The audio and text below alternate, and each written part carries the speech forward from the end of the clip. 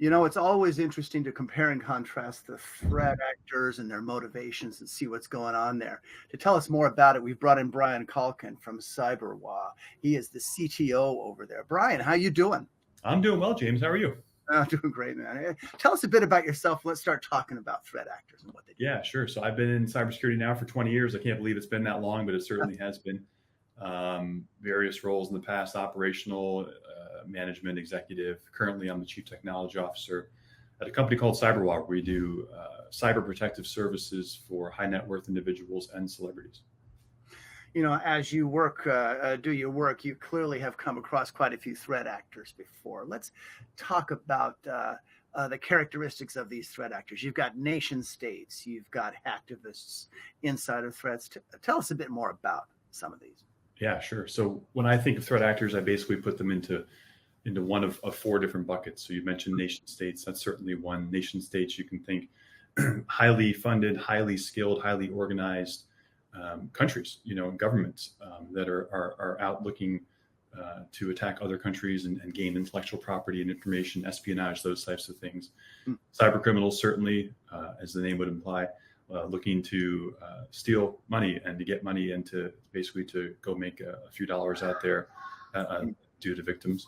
Hacktivists, generally more ideological, motivated. They're trying to right some wrong or some perceived injustice that they've come across, and they want to make it right. And then, of course, insider threats. Whether it be intentional insiders or unknowingly people trying to do good out there and inadvertently opening up vulnerabilities into an organization.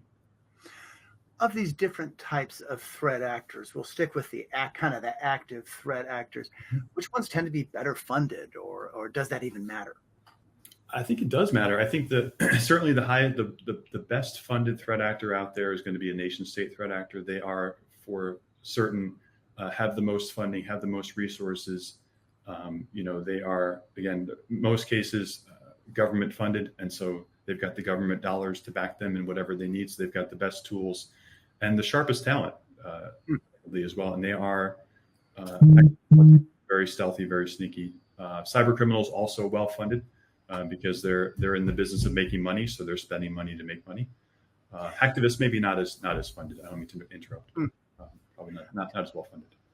Does funding imply sophistication? In other words, are there some folks who aren't particularly well funded, but they're really good? Does that happen?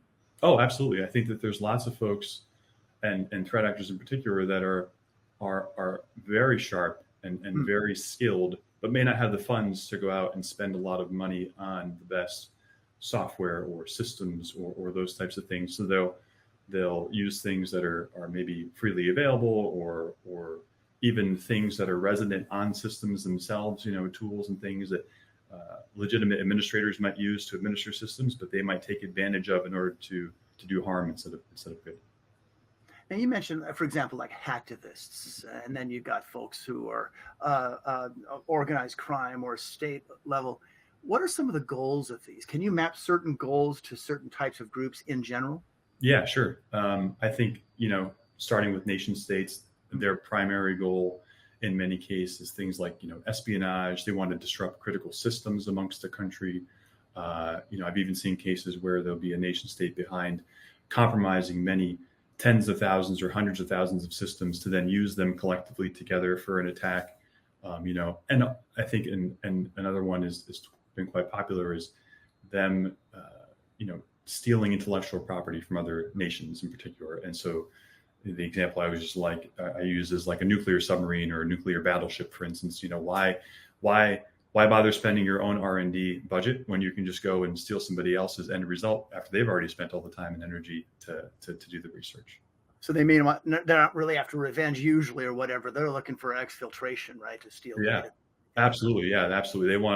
They want to take a step ahead, and they want to do it in the quickest, most efficient way possible. So they're a better way than to steal it from somebody else.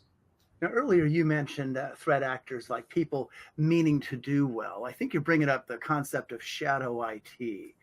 Explain how that works and why it's considered kind of a threat in a way. Sure. Yeah. So shadow IT, the general idea is that, in these jobs that we've all been a part of and folks are applying to, you run into very technical, highly skilled people. and so those people want to do good in the organization, and then they oftentimes will say take matters into their own hands, and so they might set up a system or a network or make a firewall rule change or whatever the case may be in order to help advance their project to get the job accomplished.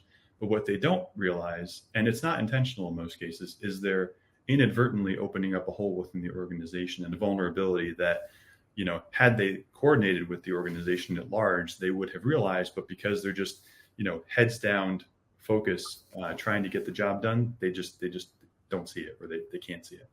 And oftentimes it's not documented, so it's in the shadows. Nobody knows where it is. Exactly, hence the term, right? So they're just going off and doing it, and I've seen that happen before in the past, where somebody will have made a change like that, not documented anywhere, and then they leave the organization. They maybe move on to another job, and then we come across this thing that someone has done, and we say, "Well, who did this? I didn't do it. Did you do it?" And then you have to kind of track down the history of it and find out why things are the way they are.